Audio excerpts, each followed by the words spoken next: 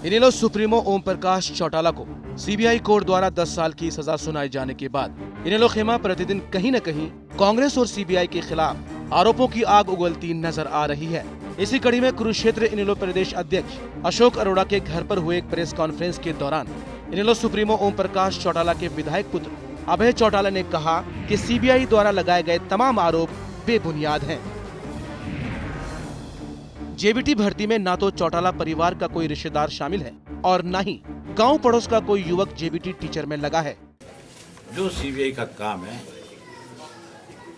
कांग्रेस ने उसको उससे हटा करके इसको नेताओं के खिलाफ दुरुपयोग करना शुरू कर दिया। हमारे खिलाफ कोई ये आरोप नहीं है कि हमने कोई पैसे लिए भर्ती में। हमारे खिलाफ ये आरोप नहीं है कि हमने अपनी मनमर्जी की भर्ती करी।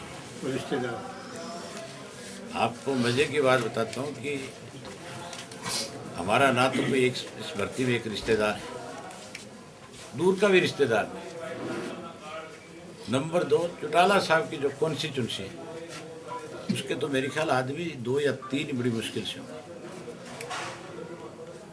गांव के तो एक भी नहीं। मेरे गांव का कोई है ही नहीं, हमारे गांव का कोई नहीं। गांव नहीं, हमारे जो 5 गांव हैं उन 5 गांवों के भी एक।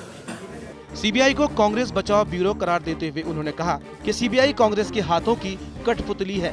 अगर ऐसा नहीं है, जिलेराम के खिलाफ हत्या के आरोपों की जांच सीबीआई को सौंपी गई है, लेकिन आज तक सीबीआई ने इनसे एक बार भी पूछताछ नहीं की, क्योंकि वे जानते हैं कि अगर इनको सजा दे दी गई तो हरियाणा में हुड्डा की नींव खिसक जाएगी। सीबीआई का एक और बड़ा दुरुपयोग आपके यही हरियाणा में हो रहा है। दूसरा और जो है, ओम प्रकाश जैन और जिलेराम शर्मा दोनों के खिलाफ मुकदमा दर्ज है 302 का हाई कोर्ट के माध्यम से, और हाई कोर्ट ने सीबीआई को उसकी जांच सौंप रखी है। आज तक एक दफा भी ओम प्रकाश जैन से या जिलेराम शर्मा से सीबीआई ने पूछताछ नहीं की। इसलिए नहीं कर रहे कि अगर इनको पकड़ लिया, अगर इनको जेल में बंद कर दिया तो कांग्रेस की सरकार गिर जाएगी।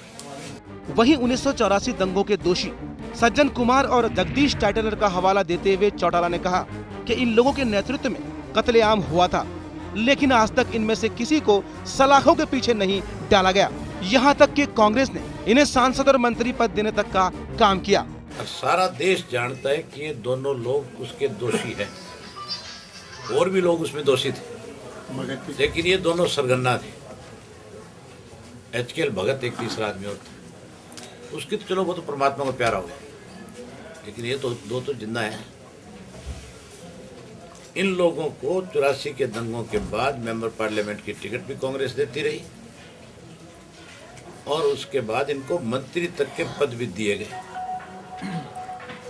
टाइटलर को तो मंत्री भी बना करके।